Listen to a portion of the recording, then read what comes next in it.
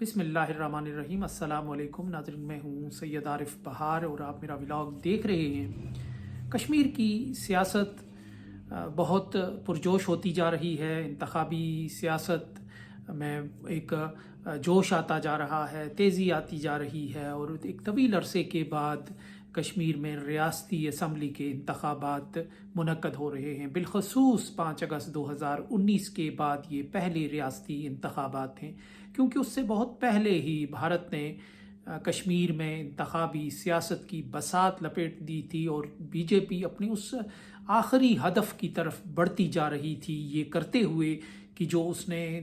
دہائیوں پہلے مقرر کر رکھا تھا۔ بلکہ اگر ہم یہ کہیں کہ 1947 میں ہی بی جے پی کے ایک فکری رہنما اور اس سوچ کے ایک علمبردار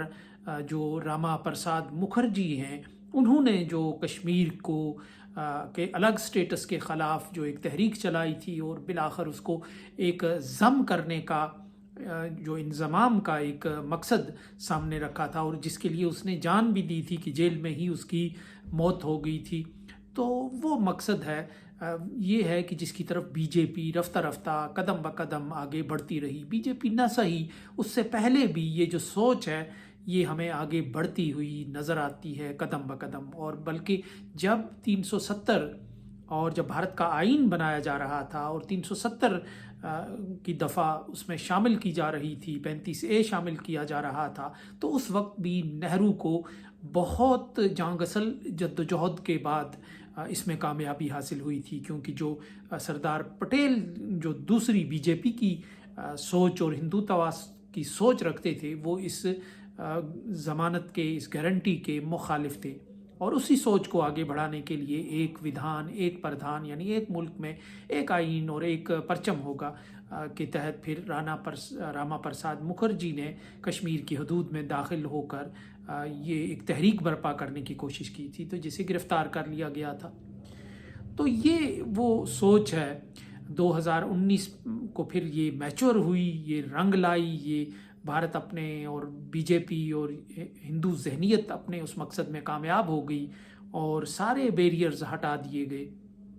اس کے بعد یہ کشمیر میں ہونے والا پہلا ریاستی انتخاب ہے، اور جب ریاست کا شیرازہ بکھیر دیا گیا ہے، اس تاریخی حیثیت کی حامل دیسی اور شاہی ریاستوں میں سب سے ممتاز اور نمایاں چند ریاستوں میں سے ایک ریاست کا عطیہ پانچا کر دیا گیا ہے۔ اس کو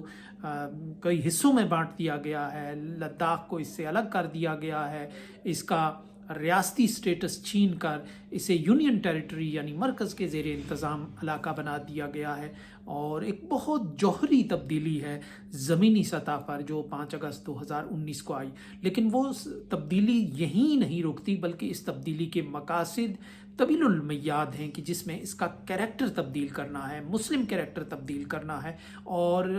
فلسطین ماڈل یا اسرائیل ماڈل اس کے سامنے ہے بھارت کے، اور بھارت نہ صرف اسرائیل کی ٹیکنالوجی استعمال کر رہا ہے، بلکہ اس کے وہ تمام حربے اور ہتھ کنڈے بھی استعمال کر رہا ہے جو اسرائیل نے فلسطین کی آبادی کو رفتہ رفتہ ختم کرنے اور فلسطینی علاقوں کو خالی کرانے کے لیے استعمال کی ہے۔ تو ایسے اس تناظر میں یہ انتخابات ہو رہے ہیں جیسے تیسے ہو رہے ہیں، اور بہت سے نئی ڈائنامکس اس میں شامل ہو گئی ہیں۔ دو روایتی سیاسی جماعتیں، national conference doctor Farooq Abdullah اور عمر عبداللہ کی، اور محبوبہ مفتی اور سابق وزیر اعلیٰ مفتی محمد سعید کی جو جماعت ہے پی ڈی پی، وہ دونوں جماعتیں انتخابی میدان میں اتری ہوئی ہیں، اور کانگریس بھی کشمیر کی سیاست میں ایک طویل پس منظر رکھتی ہے۔ اندرا گاندھی نے جب ایک مینورنگ کر کے کانگریس بنائی تھی، اور پھر اسے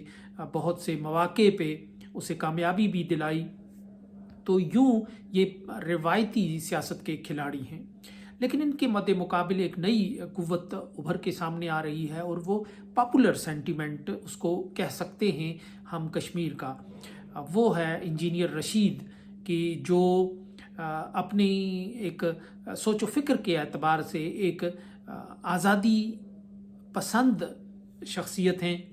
اور ان کا جو وہ جیل کاٹ رہے ہیں وہ بھی، انہوں نے کسی کی بھینس نہیں چرائی، انہوں نے کسی کی گائے نہیں چرائی، انہوں نے کسی کی زمین نہیں ہتھیائی، بلکہ وہ بھی وہی کیس ہے کہ جس میں کشمیر کے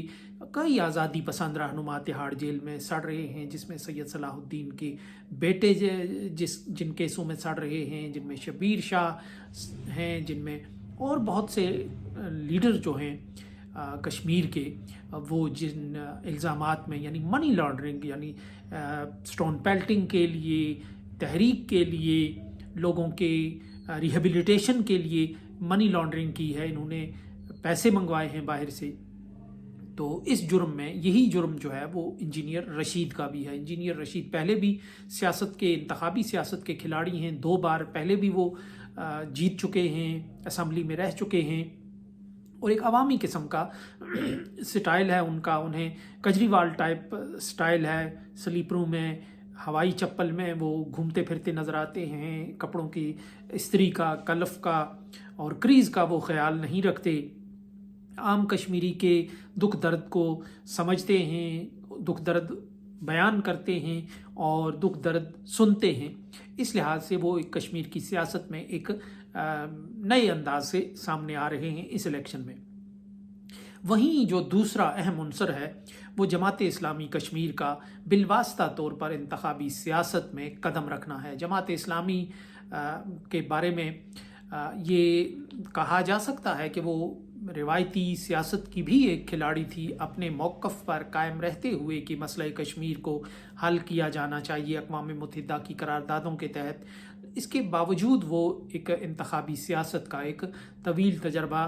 رکھتی ہے، اور مسلم متحدہ محاذ جو 1987 میں قائم ہوا تھا، اس محاذ کی سب سے اہم اکائی جماعت اسلامی تھی، سرگرم اکائی جماعت اسلامی تھی، کہ جس نے ایک آئینی طور پر، قانونی طور پر ایک تبدیلی کشمیر کے سماج میں پیدا کرنے کی کوشش کی تھی، لیکن وہ کوشش چونکہ ناکام بنا دی گئی، اور پھر اس کوشش کے نتیجے میں ایک اچھی خاصی جو نوجوانوں کی تعداد ہے وہ حالات سے مایوس ہو کر بندوق تھامنے پر مجبور ہو گئی تھی۔ کشمیر میں جب یہ مسلح تحریک شروع ہو رہی تھی تو 1992 میں نے اپنی کتاب کشمیر بیلٹ سے بلٹ تک کے نام سے لکھی تھی، اور اس میں یہی مسلم متحدہ محاذ کی سیاست اور اس سیاست کے نتیجے میں پھر جب اس سیاست کا راستہ روکا گیا اور اس سیاست کے نتیجے میں جو بندوق آ گئی، جو بیلٹ کو چھوڑ کر کشمیریوں نے بلٹ کا راستہ اختیار کیا، تو یہ اس پر محیط تھی۔ اور آج جب جماعت اسلامی کشمیر ایک طویل عرصے کی غیر حاضری کے بعد، میدان سے باہر رہنے کے بعد دوبارہ بالواسطہ طور پر اس میدان میں قدم رکھ رہی ہے، تو اس کو پر مجھے ایک نیا عنوان یاد آ رہا ہے کہ جماعت اسلامی کشمیر بیلٹ، بلٹ اور پھر بلٹ، یعنی بیلٹ سے بیلٹ تک اب جو کیفیت ہے کہ جماعت اسلامی ایک طویل عرصے کے بعد 1987 کے بعد ایک بار پھر اس میدان میں اتر رہی ہے۔ گو کہ جماعت اسلامی کی جو قیادت ہے عبدالحمید فیاض کی صورت میں، وہ ابھی بھی جیلوں میں ہے، ان کی بہت بڑی تعداد جیلوں میں ہے، ورکرز کی، اپر کلاس، جو پہلی صف کے لوگ ہیں، جو دوسری صف کے لوگ ہیں، جو نچلی سطح کے لوگ ہیں، ان کی بہت ہزاروں کی تعداد میں وہ جیلوں میں بند ہیں، اور ان کے دفاتر بند ہیں۔ جو ان کا فلاح عام ٹرسٹ ایک نیٹ ورک ہوتا تھا تعلیمی اداروں کا، اس کو ختم کر دیا گیا ہے، ہر لحاظ سے ایک عذاب کا شکار ہے۔ لیکن جماعت اسلامی اور انجینئر رشید ایک اتحاد کی صورت میں سامنے آ رہے ہیں۔ اب جو حالات یہ ہیں کشمیر کے، جو جوش و جذبہ ہے عوام کا، اس میں ہر بندہ دوسرے کو ڈسکریڈٹ کرنے کے لیے دلی کا آدمی باور کروا رہا ہے۔ یہ انتخابی سیاست کا تو ایک کھیل ہوتا ہی ہے کہ ایک دوسرے کو انتخابی میدان میں زچ کرنے کے لیے، زخم پہنچانے کے لیے اس طرح کے الزامات عائد کیے جاتے ہیں، لیکن اس سے یہ بھی اندازہ لگایا جا سکتا ہے کہ بھارت آج بھی، یعنی یہ سب کچھ کرنے کے باوجود، کشمیر کی سرزمین پر ایک بدنامی کا ایک لیبل اور سمبل ہے کہ جب بھی کسی کو ڈسکریڈٹ کرنا ہو تو اس کو دلی کا آدمی کہا جا سکتا ہے۔ عمر عبداللہ اور محبوبہ مفتی دبے لفظوں میں جماعت اسلامی اور انجینئر رشید کو دلی کا آدمی سمجھ رہے ہیں، قرار دے رہے ہیں، اور جماعت اسلامی اور جو انجینئر رشید ہیں وہ بہت، بالخصوص انجینئر رشید، وہ کھلے لفظوں میں یہ بتا رہے ہیں کہ دلی کے لوگ کون ہیں، کیونکہ بی جے پی کے ساتھ ایک دور میں عمر عبداللہ بھی ان کے یونین منسٹر رہے واجپئی کے دور میں، اور پھر محبوبہ مفتی کی جو جماعت ہے، مفتی سعید وزیر اعلیٰ جب بنے تو انہیں بھی بی جے پی کی حمایت حاصل تھی۔ تو اس لحاظ سے کوئی کسی کو یہ ایجنٹ ہونے کا یا کسی کو کسی بھارت کی یا دلی سرکار کی یا دلی دربار کی حمایت ہونے کا تانا نہیں دے سکتا۔ جماعت اسلامی اور انجینئر رشید بھی کسی مفاہمت، خاموش مفاہمت کے نتیجے میں ظاہر ہے ان کو بھی الیکشن لڑنے دیا گیا۔ جماعت اسلامی ایک ممنوعہ جماعت ہے اور انجینئر رشید کی جماعت بھی ابھی تک رجسٹرڈ نہیں ہے، اور یہ دونوں آزاد امیدواروں کے طور پر لڑ رہے ہیں۔ تو ڈیفینیٹلی جو بھارت کا ایک سسٹم ہے، ایک نظام ہے، اس کے اندر رہتے ہوئے اس کی اشیرباد کے بغیر تو صرف برہان وانی جیسے کیریکٹر ہی سامنے آ سکتے ہیں، اسی طرح کی مزاحمت سامنے آ سکتی ہے، بندوق کے مقابلے میں بندوق ہی سامنے آ سکتی ہے، لیکن اگر انتخابی سسٹم کے اندر جگہ بنانی ہو تو پھر ایسا ممکن نہیں ہے کہ آپ بندوق اٹھا کر انتخابی سسٹم کے اندر آئیں، یہ کہیں نہ کہیں مفاہمت ہوگی۔ جماعت اسلامی ایک پہلے ہی ایک پارلیمانی جماعت تھی، اور 90 کی دہائی میں ہی انہوں نے اس ملیٹنسی کے ساتھ اپنا جو ڈسٹینس کر لیا تھا، ڈسون کر لیا تھا، یعنی جس کو ملیٹنسی نے زور زبردستی سے جماعت اسلامی کو بندوق کے زور پر یہ منوایا تھا کہ ہم آپ کا فوجی بازو ہیں، بالخصوص حزب المجاہدین نے، تو بالآخر چند ہی برس بعد جماعت اسلامی نے اسے ڈس اون کر دیا تھا اور ڈس ایسوسیٹ کر دیا تھا، اور یہ غالباً 1993-94 کی بات ہے، جب غلام محمد بٹ جماعت اسلامی کے امیر تھے تو انہوں نے جماعت اسلامی کو اس ملیٹنسی سے ڈریگ کر دیا تھا، کیونکہ اس وقت جو کاؤنٹر ملیٹنسی تھی وہ جماعت اسلامی کے لوگوں پر حملے کر رہی تھی، اور 400 کے قریب اس کے بڑے مضبوط اور رکن کی سطح کے لوگ جو ہے وہ کاؤنٹر ملیٹنسی کے دور میں مارے گئے تھے، قتل ہوئے تھے، اور یوں جماعت اسلامی کے پاس پھر پیچھے ہٹنے کے لیے کوئی راستہ نہیں تھا۔ جماعت اسلامی جو اس ملیٹنسی میں اتری بھی، وہ بھی اس وقت ایک بندوق کا ایک زور تھا کہ جو جماعت اسلامی کی پرانی اور سیزنڈ لیڈرشپ تھی وہ اس طوفان میں اترنے کے لیے تیار نہیں تھی، جیسے مولانا غلام احمد احرار، حکیم غلام نبی، لیکن ہوا یہ کہ ان کے بچے، اور وہ لہر اتنی زوردار تھی کہ ان کے بچے بھی اس ملیٹنسی میں شامل ہو گئے، اور پھر چاروں ناچار ایک سسٹم بکھر کر رہ گیا جب ان کا تنظیمی، تو پھر حزب المجاہدین بنی، اور انہوں نے کہا کہ ہم جماعت اسلامی کا فوجی بازو ہیں۔ جماعت اسلامی عملاً غیر متحرک اور غیر فعال ہو کر رہ گئی اس سارے عرصے میں۔ اب جماعت اسلامی کو اپنی ساری شیرازہ بندی کرنی ہے،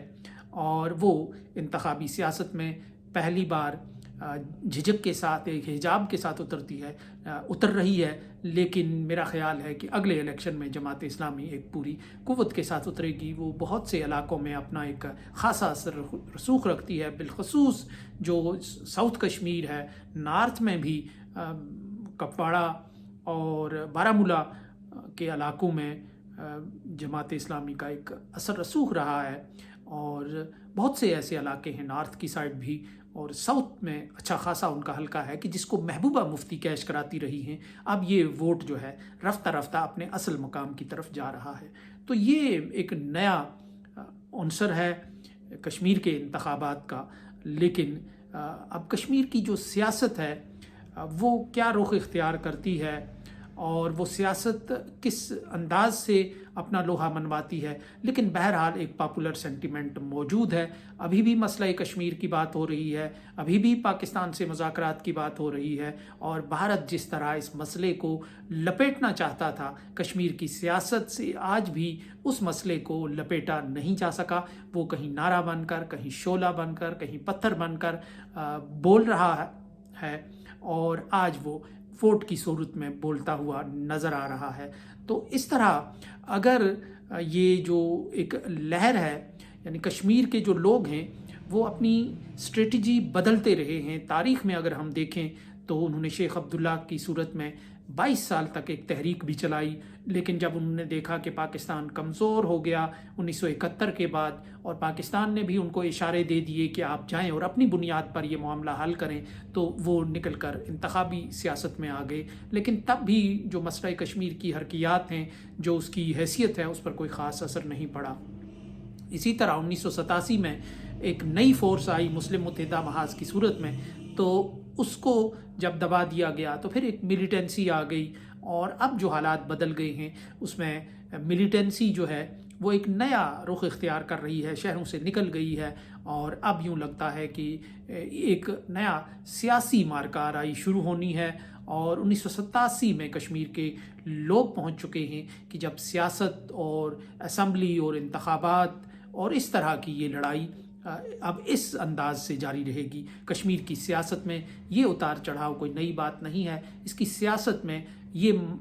फेजेस आते रहे हैं, और आज एक नया फेज़ शुरू होने वाला है, और उसमें पुराने खिलाड़ी जो है वो एक नए अंदाज के साथ सामने आ रहे हैं, जिनमें जमात इस्लामी कश्मीर एक अहम और पुराना गुमशुदा इस मैदान का खिलाड़ी था। वो यूँ लगता है कि रफ्ता रफ्ता धीरे धीरे वो वापस रिंग में आते जा रहे हैं। सो इसके साथ ही इजाज़त दीजिए। अल्लाह निगहबान।